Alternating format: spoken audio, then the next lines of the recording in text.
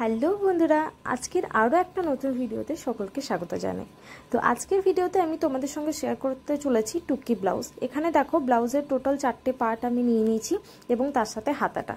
তো ভিডিওর মাধ্যমে আমি তোমাদের একটা সাইড সেলাই করে দেখাবো, অন্য সাইডটা সেমভাবে তোমরা সেলাই করে নিও। তো সবার প্রথমে আমরা টুকিটাকে মানে মেন কাপটাকে রেডি করে নেবো। তো একটা জিনিস সবাই মনে রাখবে, যারা নতুন স্টুডেন্ট আছে তারা অনেক সময় ঘাবড়ে যায় যে রাউন্ড পার্টগুলো কিভাবে রাউন্ড করে সেলাই করব, কারণ তাদের হাতে খুব একটা স্মুথলি মেশিন চলে না এবং অসুবিধা হয়। তো এই কথাটা মাথায় রেখে শুধু সেলাই করবে যে কোনো রাউন্ড পার্ট আমরা দুটো পার্টকে সমানভাবে ধরলে কিন্তু অটোমেটিক রাউন্ড হয়ে যাবে, মানে সমানভাবে ধরে সেলাই করলেই অটোমেটিক রাউন্ড হয়ে যাবে। আরেকটা জিনিস বলবো সবাইকে, আমি কিন্তু প্রত্যেকটা পার্টই ডাবল সেলাই দিয়ে থাকি, যাতে কোনোভাবেই সেলাই নষ্ট না হয় বা ফেটে বা কেটে নষ্ট না হয়, ঠিক আছে? সুতরাং তোমরাও অবশ্যই প্রত্যেকটা পার্ট কিন্তু ডাবল সেলাই দেবে। হয়তো ভিডিওতে কোনো পার্ট সিঙ্গেল সেলাই দেখিয়েছি, কিন্তু মনে রেখে তোমরা প্রত্যেকটা ডাবল পার্ট দেবে। এরপর দেখো কাপের নিচের দিকটা হাফ ইঞ্চ মতো, মানে ডাবল ফোল্ড করে হাফ ইঞ্চ মতো আমরা টেকেন দিয়ে দেবো, যাতে কাপটা একটু ফোলা হয়ে ওঠে বা রাউন্ড শেপ হয়ে ওঠে। তো দেখো একদম কাপটা রেডি হয়ে গিয়েছে। এরপর সাইড পটিটা আমি জয়েন করে নেব। তো সেমভাবে এটাও একটু রাউন্ড মতো পার্টটা থাকে, সুতরাং এটাকেও বলবো বোথ পার্ট তোমরা শুধুমাত্র সমানভাবে ধরে নেবে, তাহলে কিন্তু অটোমেটিক এটা রাউন্ড হয়ে যাবে এবং সুন্দর একটা শেপ চলে আসবে। আরও একটা জিনিস আমি দেখবে অনেক সময় ভিডিওতে তোমরা লক্ষ্য করবে, আমি কি করি একটু সেলাই করি, থেমে যাই, আর একটু সেলাই করি। তার কারণ হচ্ছে আমার কাছে ইম্পর্টেন্ট প্রত্যেকটা কাজ যেন নিখুঁত হয়, মাঝখানে ভাঁজ হওয়া, জয়েন্ট হওয়া এরকম যেন না হয়। সুতরাং সেই জন্য আমি একটু থেমে থেমে কাজ করি, যাতে জিনিসটা সুন্দর হয় আর দ্বিতীয়বার খুলে আমাকে ঠিক না করতে হয়। তো এটাও তোমরাও মনে রেখো, যাতে তোমাদের বারবার খুলে ঠিক না করতে হয়। তার জন্য কয়েকটা মিনিট এক্সট্রা সময় নাও, কিন্তু একটা ব্লাউজ বা যে কোনো কিছু সেলাই করতে গেলে সুন্দর ফিনিশিংয়ের সাথে করো, তাতে কাস্টমার কিন্তু বারবার তোমাকে কাজ দিতে বাধ্য হবে তোমার কাজের ওপর। এরপর নিচের যে কোমর পট্টি আছে সেটাকে জয়েন করে নেব। তো এটাকে আমি প্রথমে সিঙ্গেল সেলাই দেব, তারপর আমি এটাতে ডাবল সেলাই কেন দিচ্ছি না সেটাও তোমরা বুঝতে পারবে ভিডিও দেখে। আরও একটা জিনিস মনে রাখবে, যখন আমরা সেলাই করি অর্ধেকটা সেলাই করার পর আমি কিন্তু নিচের দিকটা দুটো পার্ট একসাথে ধরে নিই, যাতে হচ্ছে কিনা কাপড়টা সমান থাকে, কোনো কারণে একটা পার্ট ছোট বা বড় না হয়। এরপর দেখো ওপরে আমি চাপ সেলাই দিচ্ছি, যেই কারণে আমি মানে ব্যাক সাইডটাতে সিঙ্গেল সেলাই দিয়েছিলাম, কারণ আমার ওপরে একটা চাপ সেলাই পড়বে, সুতরাং এটা অটোমেটিক দুটো সেলাই হয়ে যাবে। চাপ সেলাই দেওয়া হয় তার কারণ হচ্ছে নিচের যে কাপড়টা সেটা যেন ফোলা না থাকে, দেখতে সুন্দর হয় এবং ফিনিশিংটা ভালো লাগে। এরপর দেখো নিচে আরও একটা সেলাই আমি দিয়ে দেবো, যাতে কাপড়টা সুন্দরভাবে বসে এবং দেখতেও ভালো লাগে। তো দেখো এইভাবে আমি সামনের একটা পার্ট রেডি করলাম, তোমরা কিন্তু সেমভাবে আরও একটা পার্ট রেডি করে নিতে পারো। একই প্রসেস, শুধু একটা জিনিস মনে রাখতে হবে তোমাদের, যে এটা আমি যদি বাঁ দিকে করেছি অন্যটা ডান দিকে ঘুরিয়ে করতে হবে, ঠিক আছে? তো দেখে নাও আমি এইভাবে সেম আরও একটা পার্ট বানিয়ে নিয়েছি, তোমরাও এই একইভাবে কিন্তু সেম পার্ট বানিয়ে নেবে। এখানে লক্ষ্য করো আমি একটা দিক বাঁ দিকেরটা রেডি করেছিলাম, এখন কিন্তু ডান দিকেরটা রেডি করছি। সুতরাং দুটো অবশ্যই কিন্তু দুটো মুখে হতে হবে, একই দিকে করলে কিন্তু তোমাদের কোনোভাবেই রেডি করতে পারবে না বা তোমাদের খুলে আবার নতুন করে ঠিক করতে হবে। নতুনদের জন্য এটা ভীষণ ইম্পর্টেন্ট জানা, কারণ আমি নিজেও প্রথম যখন সেলাই শিখতাম প্রচুর ভুল করেছি। তো চলো এবার ব্লাউজের সামনের পট্টি দুটোর কাপড় নিয়ে নিই, একটা 1.5, একটা 2.5 বা 3 তোমরা নিতে পারো। 1.5 ইঞ্চ কাপড় যেটা আছে সেটা হচ্ছে তোমার হুকস লাগানোর মানে ডান সাইডে, এবং 3 বা 2.5 ইঞ্চের কাপড় যেটা থাকবে সেটা হুকসের ঘরের জন্য মানে বাঁ সাইডে। তো এগুলো হচ্ছে তোমার এই যে সামনের পার্টটা রেডি হয়েছে সেটা মেপে নেবে কত আছে, তার সাথে 1 বা 2 ইঞ্চ অ্যাড করে পট্টি কাটবে। তার কারণ হচ্ছে সবসময় আমাদের এক্সট্রা কাপড় রাখতে হয়, পট্টি দেওয়ার সময় ওপর দিকে একটু বেড়ে যায়, ঠিক আছে? তো সেক্ষেত্রে এক্সট্রা রাখবে, প্রয়োজন মতো কাজ হয়ে গেলে এক্সট্রা পার্ট কেটে দেবে। এখানে আমিও কিন্তু তাই করেছি। অনেকেই থাকে যে সমানভাবেই নাই, হয়তো করে নিতে পারে, কিন্তু অনেক সময় কিছু সময় আর কি অসুবিধে হয়ে যায়। সেই কারণে আমি সবাইকে সাজেস্ট করি যে একটুখানি এক্সট্রা কাপড় রেখে তোমরা সেলাইটা করবে, তাতে কি হবে কোনো কারণে কম পড়ার চান্স থাকবে না। এরপর যেটা বাঁচবে সেটা একটু কেটে নিতে পারো। তো দেখো আমি এখানে একটা পট্টি প্রথম দিকে মানে ওপরের দিকে সেলাই করেছি, এরপর 2 ভাঁজ করে আমি সেলাই করে নেবো। এটা হচ্ছে আমার হুকসের ঘর, কারণ আমি ডাবল কাপড় দিলাম যাতে হুকস লাগালে পরে সামনের দিকে কোনো সেলাই না দেখা যায়। তো এইভাবে তোমরাও ধীরে সুস্থে কাজটা করে নিতে পারো। এখানে দেখো আমি কিন্তু ভীষণ আস্তে আস্তে কাজ করেছি, ভিডিওটা একটু স্পিড করেছি যাতে তোমাদের সময় বেশি নষ্ট না হয়, কারণ একদমই আস্তে আস্তে কাজ, সেটা যদি আমি ভিডিও মানে ওই টাইম মতো দিই তাহলে তোমাদের অনেকটা সময় নষ্ট হয়ে যাবে। সুতরাং তোমরা ধীরে সুস্থেই কাজ করবে, শুধুমাত্র ভিডিওর জন্য আমি একটু ভিডিওটা স্পিড করে দিয়েছি।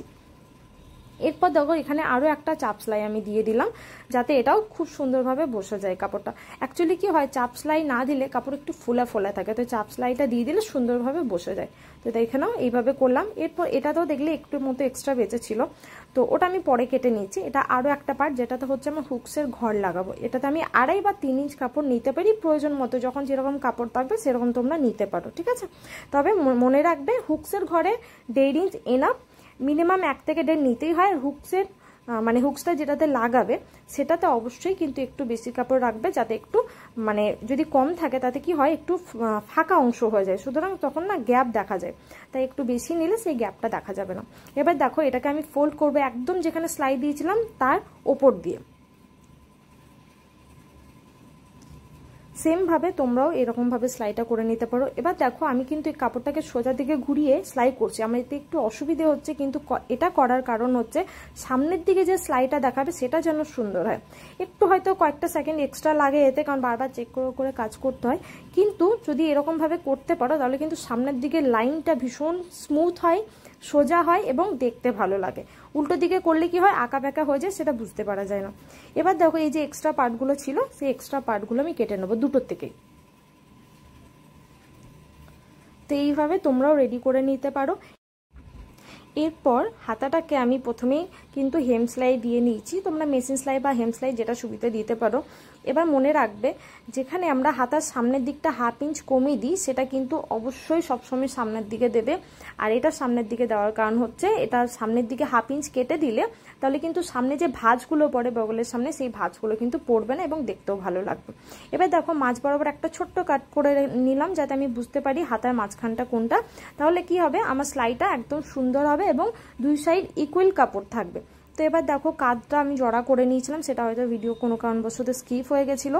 তো কাঁধটা জড়া করার পর একদম মাঝ বরাবর থেকে আমি কিন্তু হাতাটা লাগানো শুরু করব। এখানেও সেম একই কথা বলবো, যেহেতু হাতা লাগাতে গেলেও তোমাদের রাউন্ড পার্টই তোমরা পাবে, সুতরাং এটাও কিন্তু ধীরে সুস্থে একটু একটু করে সেলাই করবে, দেখবে সুন্দর হবে। যে অনেক সময় কি হয় তাড়াহুড়ো সেলাই করতে গেলে রাউন্ডটা কিন্তু নষ্ট হয়ে যায়, তো মাঝখানে হয়তো জয়েন্ট কাপড় দেখা যায়, মানে ভাঁজ পড়ে যায়, তো দেখতে ভীষণ বাজে লাগে। সেক্ষেত্রে আমি বারবার সবাইকে বলি রাউন্ড পার্টগুলো অবশ্যই কিন্তু ধীরে সুস্থে সেলাই করবে, যাতে কিন্তু ফিনিশিংটা সুন্দর আসে এবং সেলাইটাও ভালো হয়। আরও একটা বারবার কথা মনে করিয়ে দিচ্ছি তোমাদের, আমি কিন্তু প্রত্যেকটা পার্ট ডাবল সেলাই দিয়েছি, সুতরাং তোমরা ডাবল সেলাই দেবে, তাতে কিন্তু কাপড়ের টেকসই অনেক দিন হয় এবং সেটা ভালো সেলাইও থাকে। তো আমি প্রত্যেকটা পার্টই ডাবল দিয়েছি, তোমরা চাইলে সিঙ্গেল দিতেই পারো, কিন্তু আমি সাজেস্ট করবো ডাবল দিলে কিন্তু কাপড়টা টেকসই বা জিনিসটা টেকসই বেশি দিন হবে। তো দেখো এইভাবে আমি হাতাটা কমপ্লিট করে নিলাম। এবার সামান্য একটু কিছুটা পার্ট আমার বেঁচে ছিল, চাইলে রেখে দিতেই পারতাম, কিন্তু আমার একটা ভীষণ বাজে স্বভাব, সেটা হচ্ছে আমি কিন্তু হিজিবিজি কাজ পছন্দ করি না। সুতরাং যেটা করবো একদম সুন্দর এবং নিখুঁত হতে হবে, তাই আমি এক্সট্রা পার্টটা কেটে দিলাম। তোমরা চাইলে নাও কাটতে পারো। এবার দেখো নর্মালি নতুনরা যখন সাইড জয়েন করে তখন কি করে, উল্টো দিকে সেলাই করে দেয়, মানে উল্টো দিকে মোটামুটি একটা মাপ নিয়ে সেলাই করে দিল, তাতে হয়তো ব্লাউজ ফিটিংসও সুন্দর হয়ে গেল, আদার্স পার্সন কেউ জানতেও পারলো না বা দেখতেও পাচ্ছে না কেমন লাগছে ভেতরটা। কিন্তু আমি তোমাদের বলবো, যদি তোমরা সাইড পার্ট জয়েন করার আগে ফ্রন্টের দিকটা সেলাই করে নাও তাহলে ভীষণ ভালো ফিনিশিং আসবে। আচ্ছা এবার দেখে নাও, এখানে 3টে পার্ট আছে, সামনের 2টো পার্ট, পেছনের 2টো পার্ট। এগুলোতে কিন্তু আমি 1.5 ইঞ্চির পট্টি লাগিয়ে দিয়েছি। পট্টি লাগানোর পর এগুলো হেম করে নিতে হবে, সেটা তোমরা আগেও করতে পারো বা ব্লাউজ কমপ্লিট করার পরও করতে পারো। আমি সবসময় ব্লাউজ কমপ্লিট করার পরই পট্টির কাপড়ে হেমগুলো করে থাকি। এবার দেখো আমি কিন্তু ফ্রন্ট পার্ট থেকে সেলাই করছি, যাতে কিন্তু ভেতর দিকে ফিনিশিংটা ভীষণ সুন্দর আসবে এবং অনেক সময় হয় না এক্সট্রা কাপড় থাকলে ব্লাউজটা পরার পর অসুবিধে হয়, সেই অসুবিধাটা হবে না। তো তোমরাও কিন্তু এভাবে করতে পারো, একবার ট্রাই করে দেখবে, ভীষণ ভালো দেখতে হয় এবং কাস্টমাররাও কিন্তু এতে খুশি হয়। তো দেখো এইভাবে আমি ফ্রন্ট পার্টটা সামান্য 1/2 ইঞ্চ করে আমি সেলাই করে নেব। এরপর কাপড়টাকে উল্টে দেবে, দেখবে উল্টে দেওয়ার পর তোমাদের পেছন দিকের পার্টটা কিন্তু একদম সুন্দর হয়েছে। এই দেখো, এরপর তুমি যে মাপে ব্লাউজটা করছো, মানে চেস্টটা বা কোমরটা, সেই মাপটা তোমরা নিয়ে নেবে, নেওয়ার পর সেলাই করে দেবে। তাতে কিন্তু দেখো ভেতরের দিকে আঁকা বাঁকা বা কাটা কাপড়ের অংশ দেখা যাচ্ছে না, এতে কিন্তু খুব সুন্দর একটা ফিনিশিং লাগে এবং বোঝা যায় না সেলাইটা এমনভাবে করা হয় যে ভেতরে কতটা কাপড় রয়েছে এবং দেখতেও বেশি ভালো লাগে। তো এইভাবেই তোমরাও ট্রাই করতে পারো, আশা করি ব্লাউজটা ভীষণ ভালো লাগবে এবং যার জন্য বানাবে সেও খুশি হয়ে যাবে। এখানে দেখো আমি বারবার নিচের অংশটা ধরে নিচ্ছি, তখন নিচের অংশটা আমি হেম করিনি বলে আমার একটু অসুবিধে অসুবিধে হচ্ছে। তো আর তাছাড়াও আমি আরেকটা কারণে ধরে থাকি, যাতে হচ্ছে আমার কাপড় দুটো সমান থাকে, কোনো কারণবশত ছোট বড় না হয়। তো এইভাবে ধরে ধরে কাজ করলে কিন্তু দেখবে দুটো সাইড একদম সমান সাইজের হয়ে গিয়েছে। তো দেখো এইভাবে আমি হাতাটা কমপ্লিট করে নিলাম, এবং উল্টো সাইডটাও আমি সেমভাবেই কিন্তু সেলাই করে নেবো। প্রথমে সোজা দিকে সেলাই, তারপর উল্টো দিকে সেলাই। এখানে দেখো হাতের মোহরাটা নেওয়ার জন্য আমি যেই হাতটা কমপ্লিট হয়ে গেছিলো সেটা এই পাটটার ওপর বসিয়ে মাপ নিয়ে নিলাম। মাপ নেওয়ার পর করলে কি হবে, তাতে কিন্তু হাতের মাপটা মানে সমান আসবে, কারণ হচ্ছে একটা ছোট একটা বড় হয়ে যাওয়ার চান্স থাকে। সুতরাং আমি এইভাবেই মাপ নিয়ে থাকি। তোমরা চাইলে মাপ নেওয়ার পর একটা চকে দাগ নিয়ে নিতে পারো, যাতে বুঝতে পারো কতটা করলে তোমার দুটো হাত সমান আসবে। তো এইভাবেই আমি কিন্তু পুরো ব্লাউজটাকে কমপ্লিট করে নিয়েছি। তোমরাও একইভাবে করতে পারো। আর যদি কোনো অসুবিধা হয় কমেন্ট করতে পারো, আমি চেষ্টা করব তোমাদের অসুবিধাগুলো যাতে না হয় এবং বুঝিয়ে দেওয়ার। এবার দেখো কি করে বুঝবে ব্লাউজটা তোমার পারফেক্ট হয়েছে বা সুন্দর হয়েছে। এখানে দেখো আমি যে পার্টগুলো দেখাচ্ছি, এই পার্টের দুটো পার্টের সেলাই সমান সমান আছে। দুটো পার্টের সেলাই যদি সমান সমান থাকে তাহলে বুঝে নেবে ব্লাউজটা তোমার একদম পারফেক্ট হয়েছে, সুন্দর ফিনিশিং হয়েছে, এবং যে পরবে তার কোনো অসুবিধা হবে না।